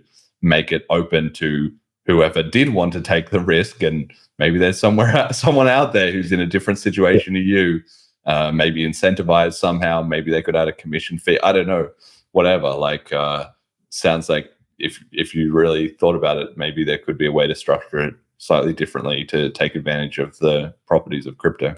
Yeah, or like maybe a way to allow people to, you know, not only pay for CrackerBarrel, but pay for like other things on behalf of other people that allow for this kind of thing, you know, like exactly, you know, Bitcoin pizza kind of transaction. It's like, okay, yeah, I'll buy that pizza for you over the internet and just ship it to you, which happened like 10 miles from where I am.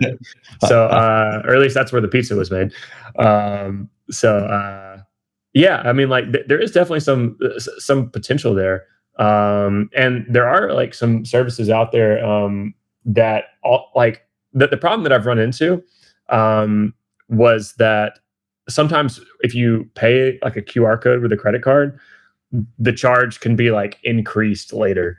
But the benefit to CrackerBarrel is that like anytime you changed it, they always had to like change the QR code, and so that didn't break my system. So people couldn't just like, oh, it's $10 and like now your card's charged $200, you know? So, but there are other places where they can change based on the QR code. But I have found services that allow you to create virtual credit cards and set specific limits and like, you know, can only be used at this merchant and stuff like that. Called privacy.com if you're interested. You know, you have to like KYC and everything, but it could potentially facilitate a service like that. And what do you make of this rebranding and the pushback they got from that? I don't know anything about CrackerBarrel. I've never been, except for the one time that I talked to you about it. I'd only heard about it. And then when I saw this come up and all the pushback and everyone getting salty in the culture wars about, you know, dumbing down people's brands, and there is just overall a bit of a trend which might need to reverse. Like it feels like a bit of a cultural pendulum where people do those comparisons where they have all the like internet company logos and car brands and stuff, fashion brands from the 2000s, and increasingly in 2020 everybody's just going to like that slim kind of font with just the name, no graphic, no nothing kind of unique. Everything's becoming very sort of monoculture, monochrome as well, like in terms of cars, you know, the number of car sales of different colors is all decreasing. It's all just like black, white, gray increasingly, right? And that gets to a point where everything is super, you know, bland. And then hopefully there'll be a revival where people start thinking, oh, well, we can be colorful and stand out with something a bit unique. So this seemed to me like people were kind of like, look, that trend is over. Like leave us the old, you know, more intricate one. What do you make of it? I mean, like the logo thing is not that big of a deal to me. Like they were trying to take out like, I don't know, white people or something. I didn't get the feel from that. Now, when they like started taking stuff out of their, like, I'm not sure if you know this about Cracker Barrel, but they have like, they're one of the few restaurants that have like a store in the front of it. That's why it says like Old Country Store. Yes. And they sell all these like, I don't know, just like random stuff, T-shirts and whatever, toys and candy and like, yeah, Uh-huh. T-shirts. But for a while they were selling like, I mean, if I'm remembering right, they were selling like Confederate stuff. Okay, all right. And they got rid of that, and I feel like that's what should like upset people, that like they didn't want to have, I don't know, the Confederate flag anymore. Or maybe, I don't know, maybe that's like an extreme example, but like there were certain things that like kind of identified with that culture that they just removed. That, I mean, it wasn't even anything like necessarily offensive, although you could say the Confederate flag's kind of offensive to some people. I don't know. But anyway, I feel like this trend's been going on for a long time, and like the logo is just like, I don't know why everyone freaked out over the logo, but everything else, like they should have made a big deal about. So, I mean, from my perspective, I'm just wanting them to flip the barrel and the cracker. So we've got the BC, and if they just add an H, it'll be, man. There's in this thing about us. It's like, yeah, we want the Bitcoin Cash for CrackerBarrel. Yeah, that could be perfect. You're right, exactly. So that's it. I mean, I don't know, what's going on with Cracker Barrel or all this outrage. I just thought it was an interesting case of, firstly, those design trends that I'm aware of, and then secondly, also just kind of this idea of like cultural erosion and so forth, which is also very relevant to cryptocurrency. Every different cryptocurrency is constantly sort of evolving. There's always that push and pull between, okay, do we stick with sort of the original values and all that, versus do we have to be a bit flexible or change things up in terms of actually, getting adoption or in response to the changing world?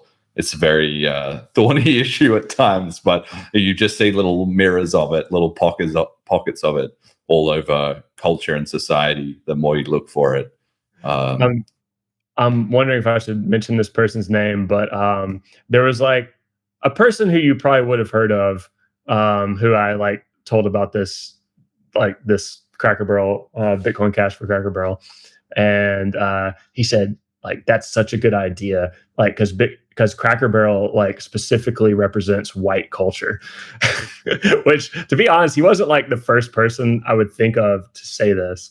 And I don't want to embarrass him or anything, but anyway, like when you think about that, like the fact that our culture has kind of been eroded, it does like it does make you think about different ways to help like protect it. So yeah. I mean, there's plenty of political shows and stuff. This is not really the show for that, but it's certainly an interesting trend, and I think it's something people should be keeping an eye on, because ultimately, everything kind of comes back to politics one way or another. As much as people want to pretend, and I've always said on the show, people want to pretend, like some people say with BTC especially, oh, it's perfectly not political, it's all merit-based, it's all game theory and incentive alignment and stuff like that. That's completely fake. Like, of course, everything in cryptocurrency is run by people, and those people have opinions, and so their opinions then spread onto the other people involved and or influence the work they do, the things they choose to work on, the things they choose to fund, etc. So ultimately, we do just have to be involved in the politics of the world, as much as some people would prefer not to be.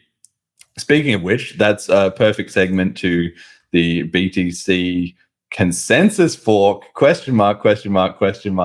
We've been seeing some very interesting moves over there with our cousins in BTC land recently. Of course, we've covered on this show before the Knots Brigade and their futile struggle to try and overcome the hijacking of their chain, which they now actually pretty openly accept. It's actually quite incredible that 1 year ago, all the same people that now would say, oh, there's been a hijacking and BTC is being undermined and all that. 12 months ago, they would have told you that was a big block of conspiracy theory, but they now completely believe it, just not the version that we are telling them. In any case, they have been struggling with the upcoming release of V30, which has now been released. So on September 25th, there was some text leak from Luke Dasher or Dash Jr. or whatever, where he was sort of semi-alluding to the fact, they're on the slides there, Jet can maybe just show them briefly, that he was thinking of ways using zero-knowledge proofs to maybe fork out of the chain or somehow sanitize or something any sort of undesirable materials that had made it in there. So that had kind of caused a stir, as it was sort of like the guys who consistently say, we're not going to do a consensus fork. This is not what it's about. We just want to change the filters. We're then starting to have kind of second thoughts about it. And just 2 days ago on Friday, the much anticipated Core V30 has been released, and it did include both the changes to uncap the op returns and to 100 kilobytes or 100,000 bytes, 100 kilobytes, and also as well to lower the minimum relay floor from 1 sat per vbyte to 0.1 per vbyte, which are the two things causing consternation about so-called spamming. Now, just a couple of hours before the show went live, we also had Matthew Cratter with the Bitcoin University YouTube channel put up a video where he begins to suggest discussing some soft fork consensus changes to cap op return to 83 bytes or remove it or whatever, which is signaling a shift in the Overton window. Of course, anybody who's followed the show will know that we said right from the beginning that this was inevitable and they were going to, at some point, figure out that they had been not only hijacked, but that if they wanted to do something about it, they would need to make a consensus change after 5-6 months of clear denial about that. It seems the winds are changing and they're starting to catch on. At this point, it's only about a soft fork in consensus. But of course, as time goes on, I will easily predict, firstly, that they will discover that soft forks are not like can be chain splits. You can have a soft fork, which is also a chain split, just like you can have a hard fork, which is a chain split, and you can have a soft or a hard fork, which is not a chain split. So they're going to have to get over their propaganda that hard forks are chain splits and soft forks are not, because that's false. But secondly, to that, they're also going to have to wend their way through, well, we want to do this change, but we need it to be in consensus, but there's a large group of people that completely don't agree with us and they already have control of Bitcoin Core. How are we going to convince everyone to get on the same page with our change that is a minority opinion? What do you make of all this? Have you been following the BTC drama closely, first of all? And secondly, what do you make of these latest developments in terms of consensus changes finally coming onto the menu for the Knots Brigade? I mean, I can't say that I have a ton of exposure to it. I read some of the things that you guys say about it. Also have some friends that are in like a local Bitcoin group that I'm involved with, and some other friends that run Bitcoin groups outside of like in other cities. I know they go to conferences and stuff. It's like, there are enough people talking at conferences and like handing out T-shirts and stuff that like I could see like that kind of getting around over time. It's like it's the cool thing to run knots, and now it's like the cool thing to, I don't know, do whatever like hard fork thing they're thinking about lately. I don't know. Like I also wasn't around for like the 2017 fork wars, or block size wars, whatever you want to call it.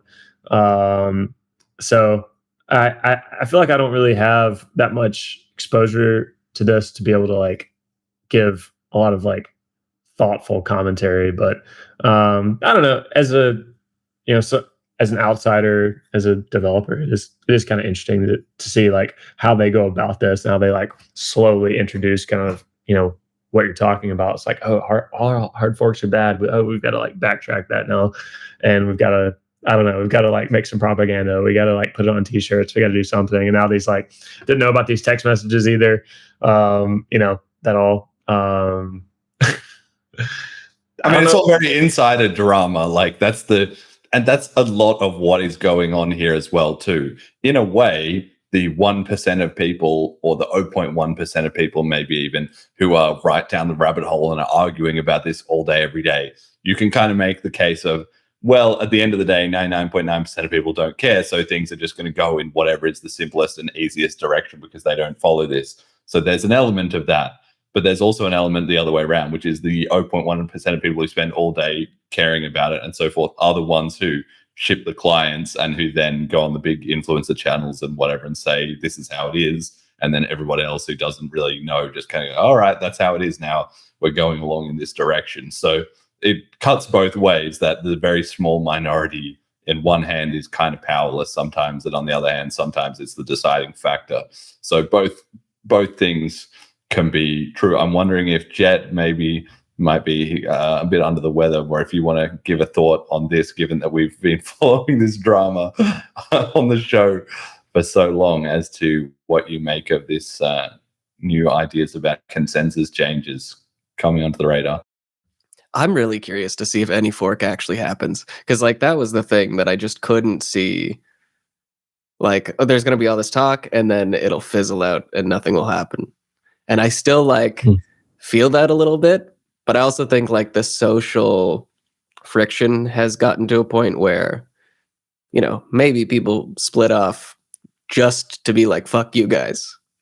But that's the thing, like that's still not enough. That's the funniest thing about it, is that they've kind of drawn, it's a problem with drawing red lines. I mean, if you never draw a red line, then you're too easily bullied, right? You can always just be pushed back if you have no line in the sand where you're going to put up some resistance. But on the other hand, once you draw a red line and you get pushed over it, you have to bite. Otherwise, people learn that you're just going to be a walkover, right? And that was the problem, exactly like we've explained on this show, was that Mechanic and Luke and etc. have been really vocal about when V30 goes out, if these changes are in, it's over. BTC is dead. All the nodes are going to shut down because of these virus scanners. People will find malware in the chain and they won't want to host Bitcoin nodes. There'll be child porn in the chain, so then we can't, do anything. Blah blah blah. Like, it's all just going to be this huge disaster, which was just mostly fear mongering. Although it is true, they're hitting on a good point that Bitcoin Core's changes are the wrong direction and that they're being implemented without sort of their buy-in.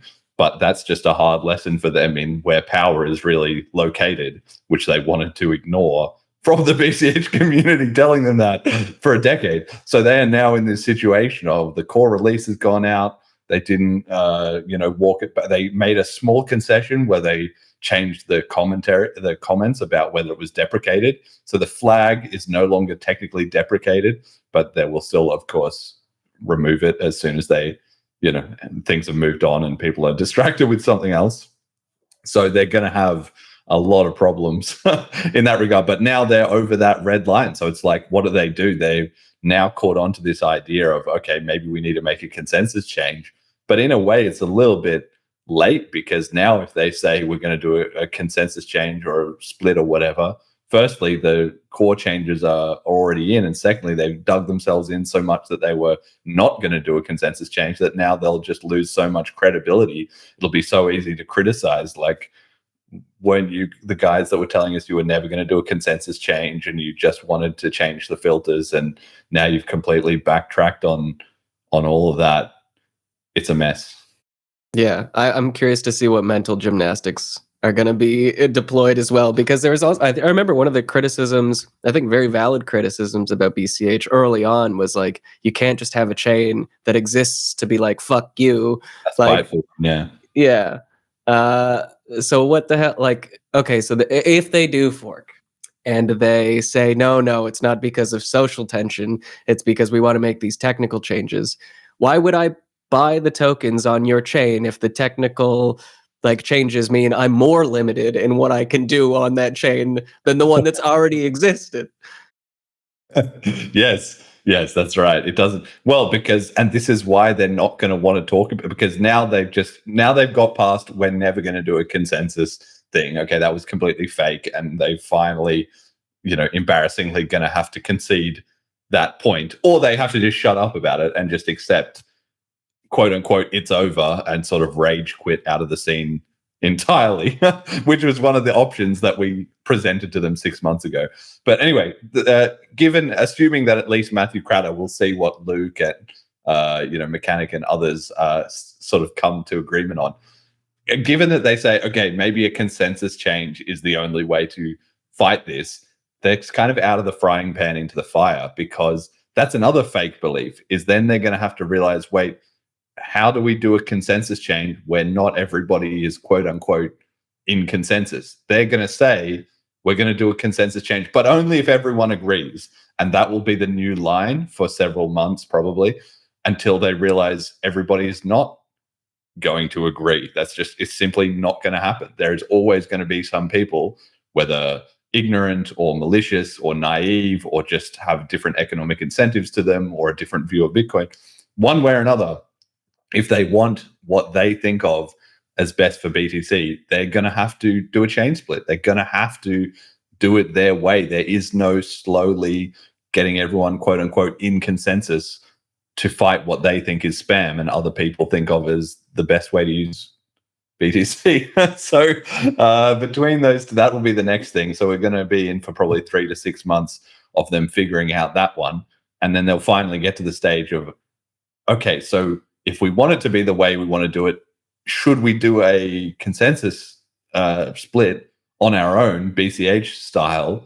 And then we will finally have our own chain, but we're also going to get dumped on by, 18 out of 19 million BTC. Our price is going to go to zero, and we're going to have to put in a decade of work to be like the BCH guys already are. So it only gets worse from here, lads. Sorry to say it, but I'm glad you've got one step further along the journey. But I'm not optimistic for the mental sanity of the Knots crowd over the next 6 months for sure.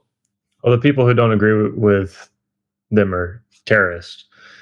As long as you take that approach, you should be able to demonize the The problem is that that's just not really an option in Bitcoin. Like, of course, you can paint the people against you as the bad guys, which inevitably every side does, but that's just words. Like, at the end of the day, you can't take away their hashing power, you can't switch off their nodes, you can't take away their UTXOs, which means they would have coins to dump on you if you split off.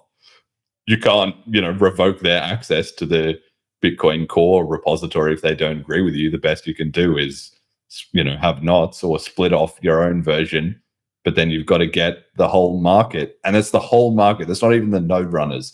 They've been so excited about getting to 20% of the node runners, which is A, nowhere near enough. And B, we knew that wouldn't be enough because we had the Bitcoin Classic case that we already, it's already happened before, even though they didn't want to listen to that. But C, getting the node runners is not enough. You've got to get all the exchanges to buy in that you have the more credible dev team, you have the more credible pathway forward, that you should get the exchange ticker, you have to get all the miners, you have to get all the investment money, you have to get all the developers, all the, wallet infrastructure and the, Fulcrum servers and everything. You've got to get all of that basically on your side before you're going to have a credible claim to actually the BTC ledger and ticker and everything that has most of the value. Otherwise, you're in for a world of hurt.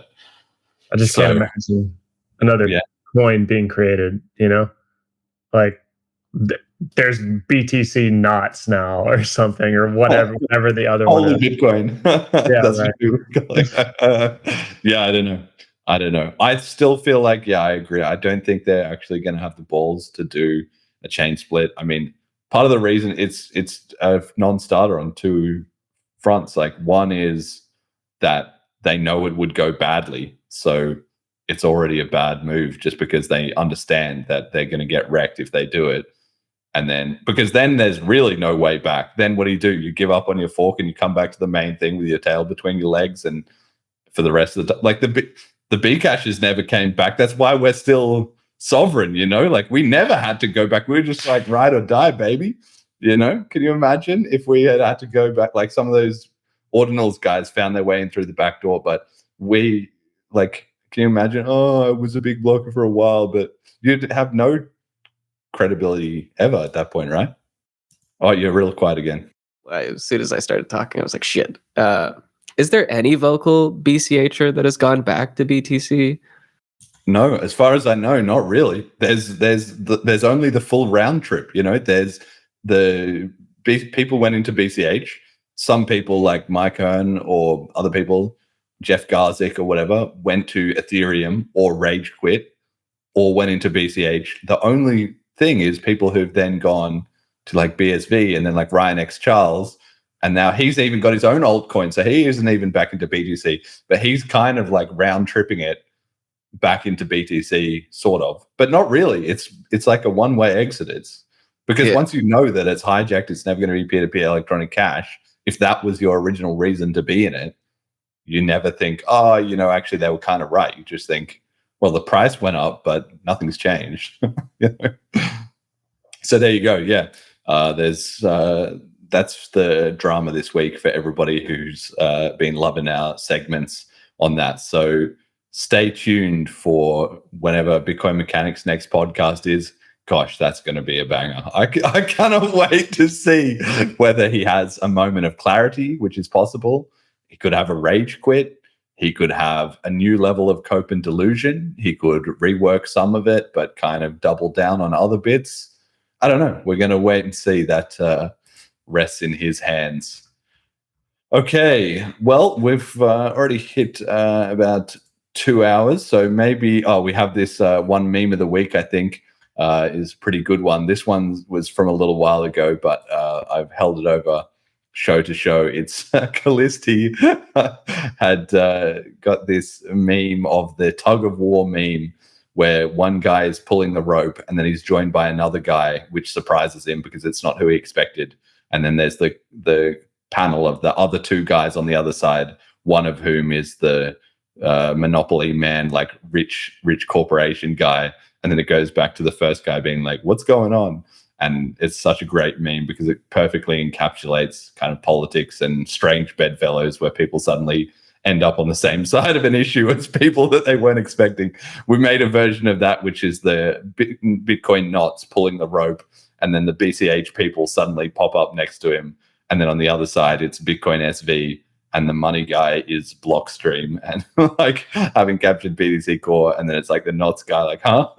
And I think that really just kind of summarizes that, really, that for the knots people, I don't know how they've found themselves in this situation where they're like, we want a peer-to-peer electronic cash system and we don't want data on-chain spam or whatever. And like, we agree with them about that. But then the ones who disagree are the ordinals guys, the Bitcoin SV people who just say, fuck it, like just uncap op return, just put it all in there. And then Blockstream, who of course hijacked it and pretend like there's nothing they could do to change the situation. Although that said, Adam Back has been muddying the waters, but Samson Mao has already been implanted into the knots crowd.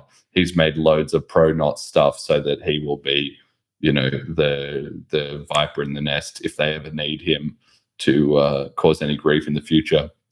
So yeah, anyway, I don't know. This made me laugh, David. Yeah. The memes will continue until education improves. It is what it is. Okay, message to the community. David, what does the BCH community need to hear? Just keep building, keep working on things. Try to find that motivation. Trying to find that motivation right now. But we go in cycles. I remember Callisti kind of talking about how he was kind of going through it at one point. So, try to get in it, be part of what's happening. All right. Love it. Okay. Our FundMe contributors from episodes 156 to 165, Majumali Marcelo, Jeremy is made of whatever profits are made of, Molecular, the show we love, at Cash Stamps, Keep Building and Broaching, Erdogan Talk, Economics Writer, Big Hair, love the show, love your hair. Milton Friedman, Purely Peer.cash. Discover the thrill of quest hunting, find hidden cash drops, and collect BCH. Ryan Giffen, keep it up, boys. DGN and FurQ, fresh hardcore BCH rap anthem coming at you. The Green Comeback Kids, get it at https://nwb.cash. Cash Dragon, pump it up. Thank you also to our donators and our patrons, Ricky and Kyle, and HP. Actually, need to add him back on the slide. He renewed his subscription. And the sponsors, General Protocols. Check out bchbull.com. Thank you all for listening. Definitely pay attention to BCH Blaze. The information session, to reiterate, will be Saturday, 18th of October from 2 p.m. to 3:30 p.m.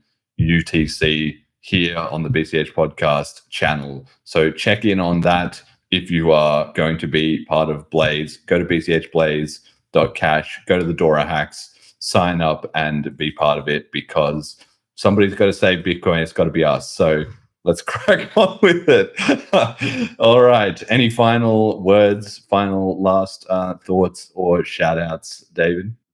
Cool to see Ryan on the list. Haven't seen Ryan in a long time. Enjoy his videos. Obviously enjoy what you guys are making. Selena Wallet and just everything. A buddy of mine offered to send me some Bitcoin Cash in exchange for promoting a thing that he's making, and he tried to buy it off Coinbase, and then they said you can't send anything for 10 days because you have to wait for approval or whatever. So don't let that be you. Yeah, make your withdrawals. BCH Bank Run. Hell yes. But next BCH Bank Run will be on Wednesday, so everybody should be ready to roll for that. And yeah, shout out to Ryan. Actually, he will of course be making an appearance back on the show for the Christmas episode, which he has a regular slot on. So everyone will be able to find out what he has been up to. And of course, you can go check his channel on YouTube, Ryan Giffen. He's been putting up some announcements and videos there as well too. Busy guy. I don't know how he does it, to be honest. But yeah, he's an overperformer. And Jet, any final shout outs? I guess. Oh my God, am I really loud this time? Okay. Yes. So, sorry about that. Just to the Canadians that are tuning in, instead of enjoying your Thanksgiving weekend, shout out to you guys. Thanks for watching. All right. Thank you all for listening. Till next time. Kryptonana, exit liquidity, hold Donana, dump it all. Kryptonana, exit liquidity, hold Donana, dump it all. Kryptonana,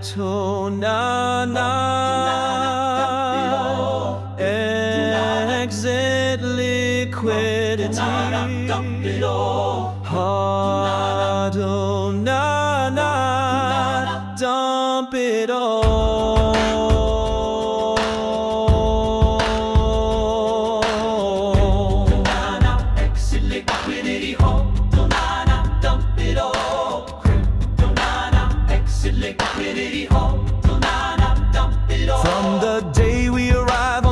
Chain and blinking, step into the trade. There's more to lose than can never be won, more to dump than can never be saved. Influencers, tweets, and the noobs all follow, buying high, selling low, what a game. But the boomers know, and Sailor, he knows that the dump is coming. It's all the same. It's the circle of exit liquidity, and it moves us all through despair and hope, through faith and FOMO, till we find our place on the path unwinding in the circle of exit liquidity.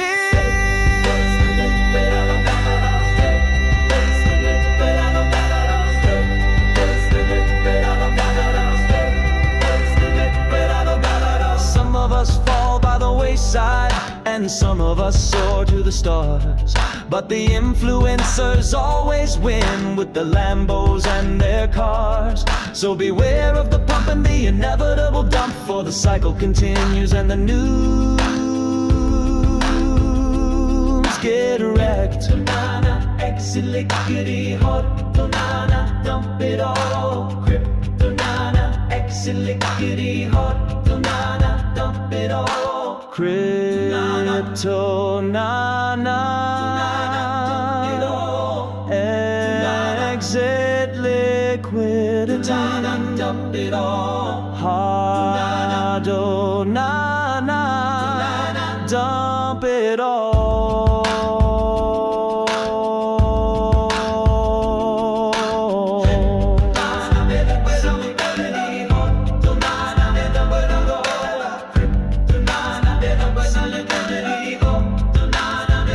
It's the circle of exit liquidity, and it moves us all through despair and hope, through faith and FOMO, till we find our place on the path unwinding in the circle of exit liquidity.